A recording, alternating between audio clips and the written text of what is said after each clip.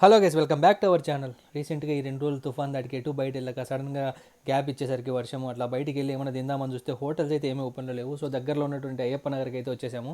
అక్కడ స్ట్రీట్లో ఎక్కడ చూసినా మనకు ఫుడ్ కోర్ట్స్ అండ్ చాలా హోటల్స్ అయితే కనపడతాయి. సో మేము మాకు రిలయన్స్ స్మార్ట్ బజార్కి డయాగ్నల్గా మీన్స్ ఐమూలగా ఒక షాపు 99 వెరైటీ దోశ అని షాప్ కనపడితే అక్కడికి వెళ్ళామన్నమాట.